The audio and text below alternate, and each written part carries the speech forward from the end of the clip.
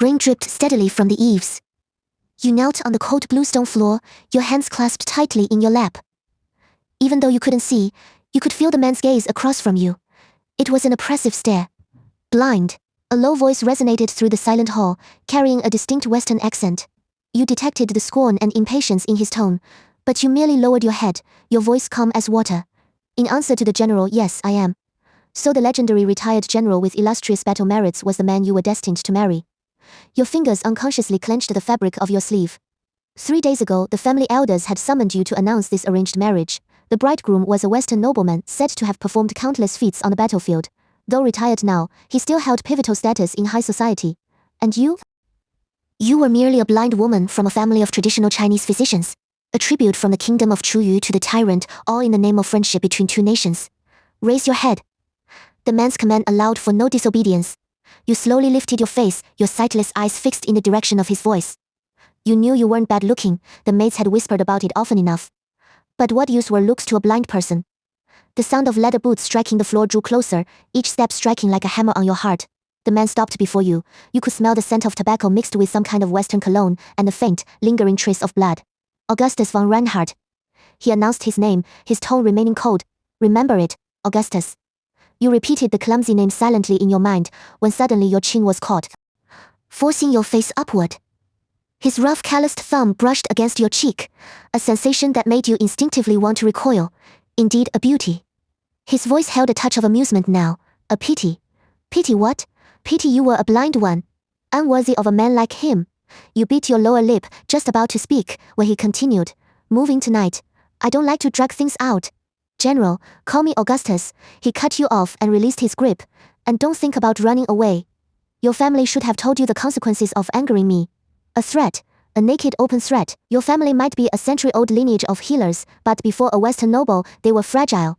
This marriage wasn't a union, it was a transaction. You, in exchange for your family's protection." "I understand," you replied in a low voice. "Good." Augustus seemed satisfied by your prudence. "The butler will arrange for someone to fetch you. Remember, I want a well-behaved wife, not trouble." He turned and walked away, the sound of his boots fading. You remained kneeling until you were sure he was gone, only then letting out a long breath. Your palms were soaked in cold sweat. "Miss," the maid carefully helped you up. "Are you all right?" "I'm fine." You shook your head, though you swayed slightly as you stood. The long period of kneeling had made your legs numb, but compared to the physical discomfort, the turmoil in your heart was harder to quell. Marrying a strange Western man, a retired officer with a violent temper, you didn't know what awaited you.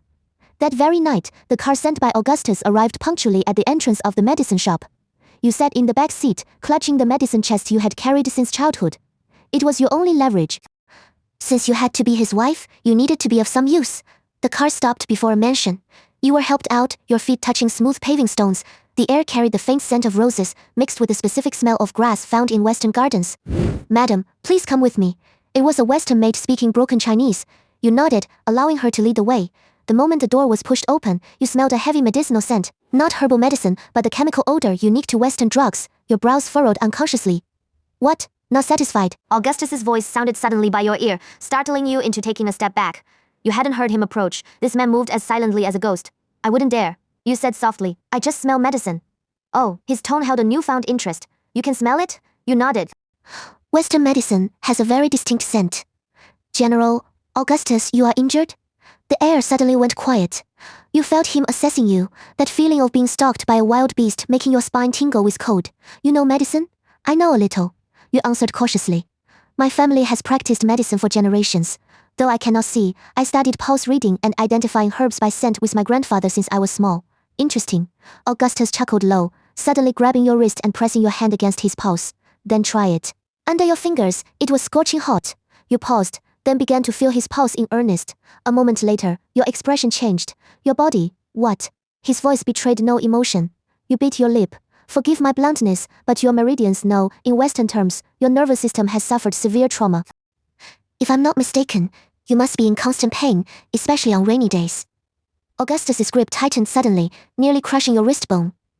"Are you investigating me?" "No," you explained hurriedly. "This is all diagnosed from your pulse. Your physical condition is terrible. Those Western medicines are only suppressing the symptoms, they can't cure the root cause." "And so?" He released your hand, his tone returning to its initial indifference.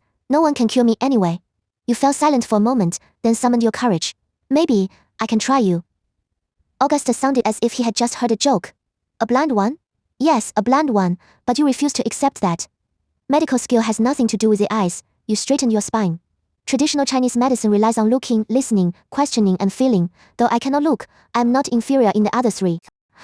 Besides, you paused. Those cited Western doctors haven't been able to cure you either, have they? That was a bit reckless. You braced yourself for a scolding, but instead heard a low, ambiguous laugh from the man. Then how would you treat me? He suddenly leaned in close, his explicit words making the heat in your cheeks spike. A delicate little beauty like you probably couldn't last a minute in bed. How would you treat me? With the needles in your box, or... He suddenly guided your cold hand beneath the hem of his military uniform, making you press against the knotted scars on his lower abdomen. You let out a startled shriek, caught off guard. Or with this voice of yours, like a nightingale that makes a man want to ruin you. The scars under your fingertips were rugged and uneven, like a coiled venomous snake. Beneath the scorching skin, you could clearly feel his erratic pulse. Proof of old wounds not yet healed. Don't move. You spoke up suddenly, your fingers pressing lightly along the path of the scars. Here, and here does it hurt especially? Augustus's breath hitched noticeably. How do you... Your fingertips continued to wander, suddenly applying pressure on a specific spot. There is a blood stasis point here. The path of the muscle spasm is very obvious. Hiss, he hissed, inhaling sharply, not from pain, but from the strange sensation your fingertips brought. Those seemingly soft boneless hands felt like they carried magic, causing his perpetually tense muscles to finally show signs of loosening. You focused entirely on the changes beneath your fingers, completely unaware of the man's deepening gaze, until he suddenly clasped your wrist and pulled you into his embrace. Little blind one, his breath sprayed against your ear, dangerous. Do you know you are playing with fire? Only then did you realize how ambiguous your posture was? Your chest was pressed tight against his military uniform. You could clearly feel the firm muscle lines beneath, and the scorching male body heat radiating through the fabric, making your heart beat like a drum. I was just diagnosing. You tried to retreat, but he held your waist firmly. Diagnosing? He laughed low, his calloused thumb rubbing against your wristbone. Then what did you diagnose? You forced yourself to calm down. Your injury requires long-term conditioning. I can prepare prescriptions to invigorate blood and remove stasis, combined with acupuncture. Just that, he suddenly leaned down, his high nose bridge almost touching yours. Nothing else? You smelled the faint scent of whiskey in his breath, mixed with tobacco, making you dizzy for some reason. This distance was too dangerous. You instinctively wanted to flee, but he saw through you, his other hand moving to grip the back of your neck. Augustus. You protested softly, your voice sounding pitifully weak. When you say my name, his lips almost brushed against your earlobe, his voice so low and husky it made your legs weak. Can you try not to tremble so much? You were so ashamed your ear tips burned, but you couldn't control your body's reaction. This man's presence was too strong, like a raging fire surrounding you, leaving you nowhere to run. I need to prepare the herbs. You tried to change the subject, your voice as tiny as a mosquito's. He stared at your flushed ear tips for a long time, finally releasing his grip. Go, let the maid take you to the pharmacy. You felt as if pardoned, retreating hastily. But as you turned, you tripped over the carpet. The expected pain didn't come. A pair of powerful arms caught you steadily. You can't even walk straight. His voice carried mockery. Yet you say you want to treat me? You struggled in shame to break free from his arms, but in the next second, you were scooped up horizontally. Augustus, to save you from breaking your neck. He swept you up into his arms and strode toward the pharmacy, his voice brooking no argument. If my wife gets hurt, who's going to treat me? You were too stunned by his sudden movement to speak, your body stiff as you leaned against his chest. In this position, you could hear the powerful thumping of his heart and the low rumble of laughter vibrating through his ribcage. The pharmacy was far larger than you had imagined. Augustus set you down on a chair, and you heard the sound of him rummaging through the shelves. What do you need? He asked. You named a few herbs, and he found each one, placing them before you. You ran your hands over them to check their quality, surprised to find they were all top tier. Why do you have so many Chinese herbs here? I collected them during my years stationed in the East. His voice came from above your head. I thought I'd never have use for them again. You ground the herbs with care, hyper-aware of him standing right behind you. His gaze felt like a physical weight on your skin. The sensation of being stalked by a predator made your fingers tremble, and you nearly knocked over the mortar. Nervous? He suddenly leaned forward, his chest pressing almost against your back. You straightened your spine rigidly. And no liar, his fingertips traced the back of your neck, sending a shiver down your spine. You're all tensed up here. You bit your lower lip, afraid to respond. Worried he might do something drastic. Fortunately, he just stood to the side and watched you prepare the medicine in silence. You mixed the powder with honey to form a paste, then signaled for him to remove his shirt. Augustus hesitated for a moment before unbuttoning his uniform. When his upper body was fully bared, you couldn't help but gasp softly. Even without sight, your touch revealed a map of crisscrossing scars across his torso. Scared? He asked, his tone flat, as if discussing a stranger's body. You didn't answer. Instead, your fingers coated in the ointment gently traced those scars from his shoulders down to his waist. Every mark told the story of the bloodshed this man had survived. This one. Your fingertips paused on a particularly jagged scar just below his left ribs. A knife wound. He gave a short affirmative. You didn't press further, simply applying the ointment with even greater gentleness. As your hand moved to his back, you suddenly felt an abnormal protrusion. This is shrapnel. His voice turned cold abruptly. The kind that can't be removed. Your heart gave a flutter, and you carefully avoided that area. Once the ointment was applied, you retrieved your silver needles to begin the acupuncture.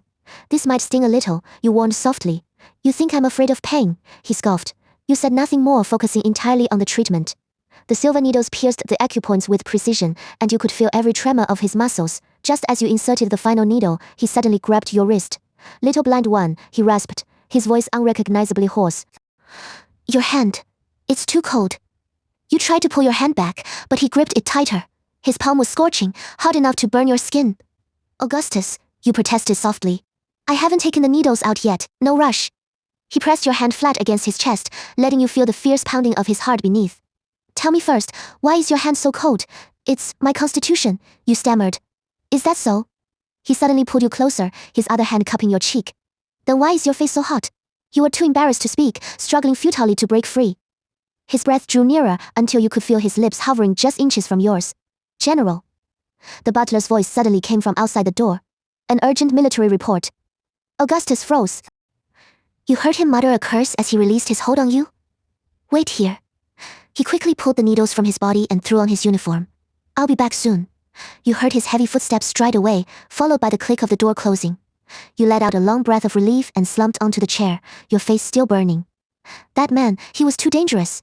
You packed your medicine case by touch and were just preparing to leave the pharmacy when you heard the sound of rain outside the window.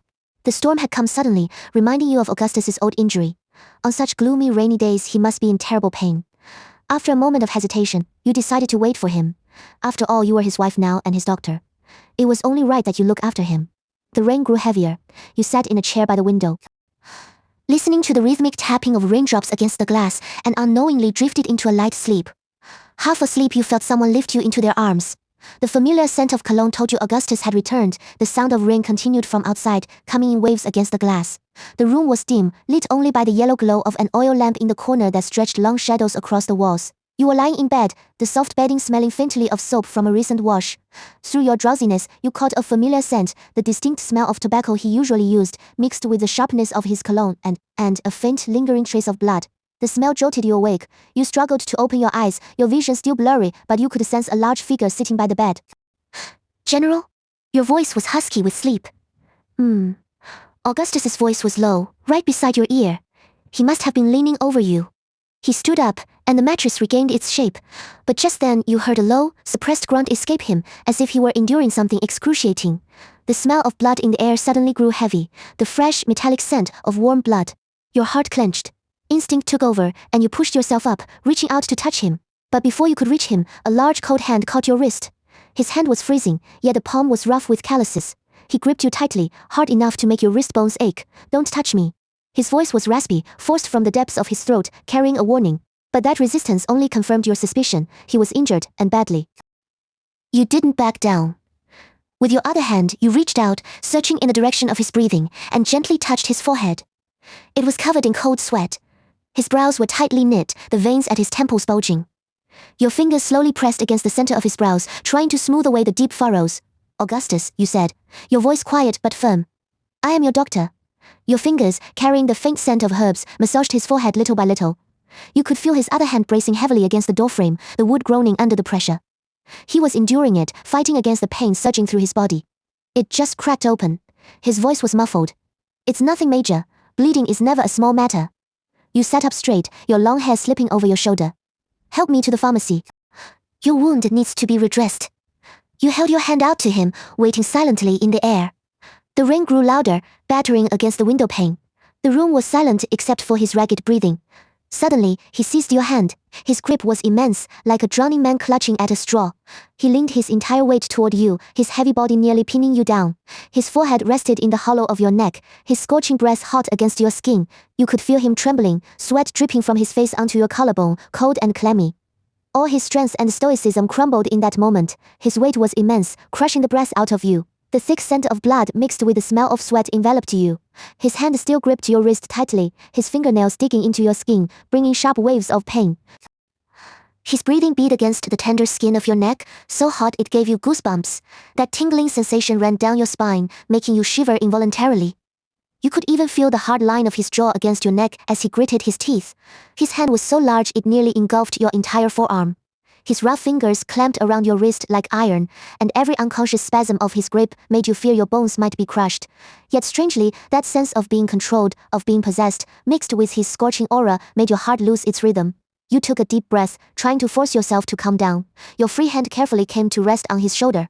Through his sweat-soaked shirt, you could feel the muscles of his back and shoulder were as hard as stone, every fiber tensed, as if they might snap at any moment. His body temperature was frighteningly high, yet his skin was coated in a layer of cold sweat. "Hold on, Augustus." You tried to keep your voice steady, though your fingers tightened involuntarily. "Let me get up. I can't treat you like this." He shifted slightly but made no move to let you go. His weight was pressing you towards suffocation. After a long time, or perhaps just a few minutes, he finally slowly loosened his grip and pushed himself up to sit. You supported his arm, and the two of you stumbled your way to the pharmacy. The distance wasn't great, yet it felt like an eternity. His body trembled constantly, every step seeming to require him to endure immense agony. The scent of the pharmacy was familiar, a blend of various herbs that felt strangely reassuring. You had him sit by the sturdy oak table while you turned to prepare what you needed. He removed his uniform jacket and undid most of his shirt. In the dim candlelight, your fingers found a ghastly wound on his waist. It had been bandaged hastily, but blood was still seeping through, soaking the red-stained gauze. You carefully unwound the bandage and began to clean the wound with warm water. Every time you touched him, his muscles would tighten involuntarily, yet he didn't make a sound, though his breathing grew increasingly ragged. "This wound is deep," you said as you cleaned it. "How did this happen, Mission?" He said only 2 words. You knew he wouldn't say more, so you stopped asking. You focused on applying medicine and rebandaging him. But when your hand touched his back, you froze. There was a large area of uneven scars and a few obvious lumps, shrapnel embedded in the muscles, old wounds from years ago. "Here." Your fingers gently pressed on one of the lumps. His body stiffened suddenly, as if he had been scalded. "Old injury." His voice was very low. "Don't worry about it."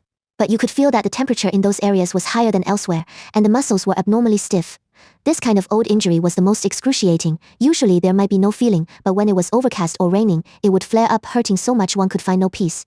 You turned to search the shelf and found a set of silver needles. "I'll use a few needles on you," you said while preparing. "It can relieve some of the pain."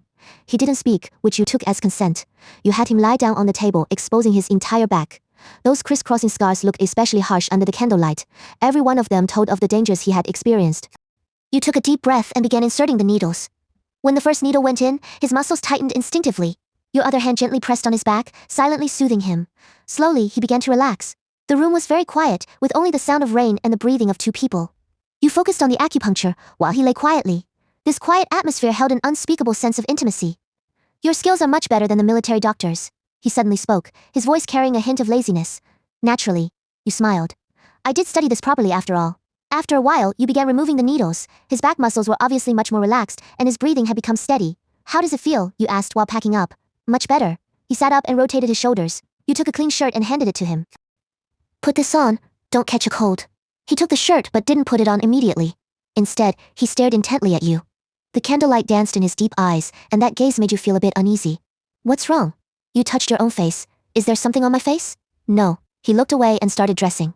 "Thank you. Why be polite with me?" You turned to continue packing, but your heart beat inexplicably faster. When you finished packing and turned around, you found he was still standing there, as if he wanted to say something. "Is there anywhere else that hurts?" you asked with concern.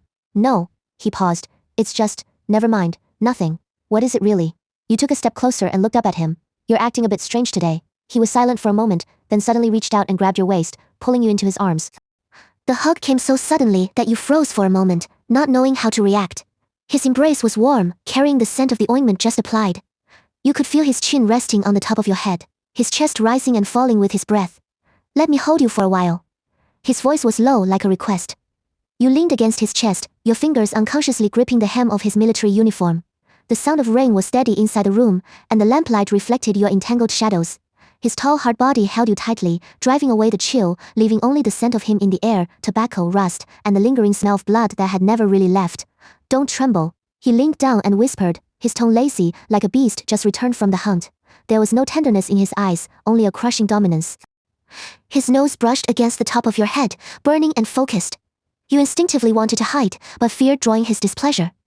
Those long, powerful hands wandered slowly down your spine, his fingertips bringing waves of numbness. His palms were thick, with calluses from years of holding a gun, and every rub was heavy, making you feel like you were sitting on pins and needles.